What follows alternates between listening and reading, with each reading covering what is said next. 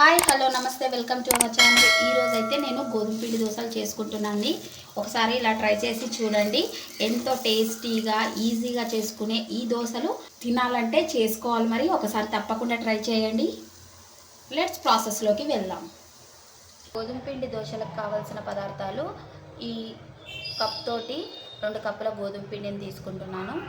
Already ఒక cup వేసాను, ఇంకో కప్ వేసాను. 2 కప్పుల గోధుమ పిండి, 1 కప్పు శనగపిండి, 1/2 కప్పు బియ్యం పిండి. 2 కప్పుల గోధుమ పిండికి 1 కప్పు శనగపిండి, 1/2 కప్పు బియ్యం పిండి.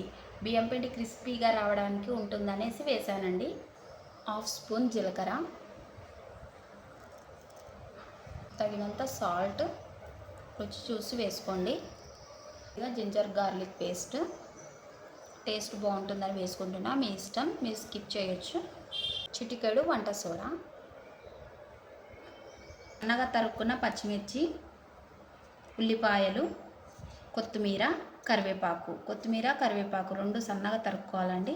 అలాగే ఉల్లిపాయలు, ఈ పచ్చిమిర్చి, ఈ మూడింటిని ఇంట్లోకి వేసేసుకుందాం.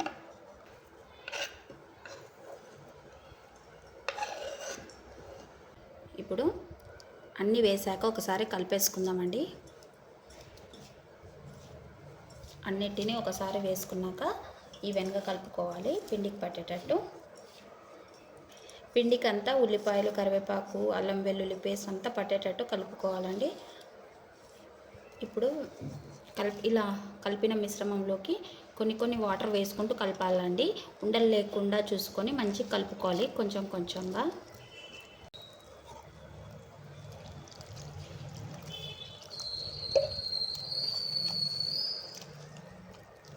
పిండిని అయితే ఇలా ఉండలు లేకుండా వాటర్ వేసుకుంటూ కలుపుకోవాలి. పిండిని అయితే ఈ విధంగా కలుపుకోవాలండి, ఈ కన్సిస్టెన్సీలో రావాలి. ఇలా కలుపుకున్న పిండిని ఒక 10 నిమిషాల పాటు పక్కన పెట్టేసుకుందాం. పక్కన పెట్టేసుకున్న పిండి 10 నిమిషాలు అయిందండి. ఇప్పుడు దీన్ని కలిపేసుకుందాం ఒకసారి ఈవెన్గా. ఈ కన్సిస్టెన్సీలోనే మనము దోశలు అయితే వేసేసుకుందాం. స్టవ్ ఆన్ చేసేసుకొని ప్యాన్ పెట్టుకున్నానండి. ఇప్పుడు దీంట్లోకి కొద్దిగా ఆయిల్ వేసుకుంటున్నాను. ఆయిల్ వేసి స్ప్రెడ్ చేసుకోవాలి. దోశలు ఫస్ట్ వేసుకుంటున్నానని ఆయిల్ వేసానండి, కొద్దిగా ఎక్కువే, తర్వాత వేసుకొని అవసరం లేదు. ఇప్పుడు పిండిని అయితే ఇలా కలిపేసుకొని పోసుకుందాము.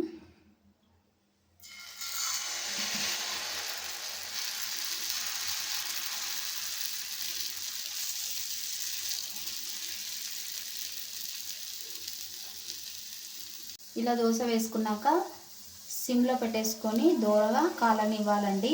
హైలో పెడితే దోశ అయితే మాడుతుంది, లోపల ఉడకదండి. అందుకని సిమ్లో పెట్టేసుకొని సన్న మంట మీదనే మంచిగా దోశనైతే ఇలా సైడ్ల వెంబడి కాలుతుంది కదండి. ఇప్పుడు ఈవెన్గా తీసుకోవాలి, పక్కకి ఇలా అనుకుంటూ. ఈజీగానే వస్తుంది. ఇలా తీసేసి టర్న్ చేసుకోవాలండి, వెనక వైపు కూడా కాల్చుకోవాలి.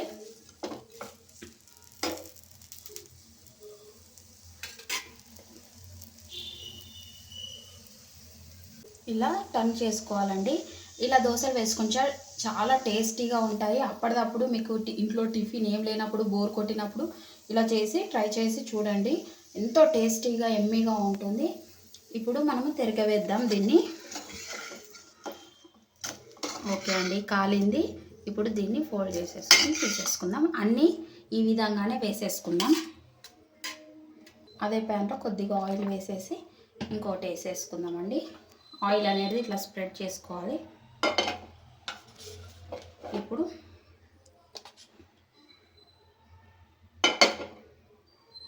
ఇంకోటి అయితే దోశ వేసేసుకుందాం. ఇలా ఈవెన్గా అనుకోవాలండి.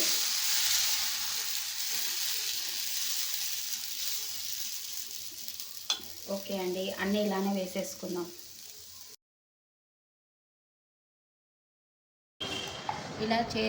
ఇలా స్పాంజీగా క్రిస్పీగా ఉండే గోధుమ పిండి దోశలు అయితే రెడీ అండి.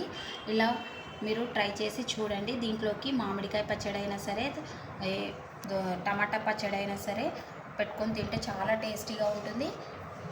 ఒకసారి ట్రై చేసి చూడండి. తీసుకొని మామిడికాయ చట్నీ, టమాటా చట్నీ ఏదైనా సరే అండి ఇలా పెట్టుకొని తింటే చాలా టేస్టీగా ఉంటుంది.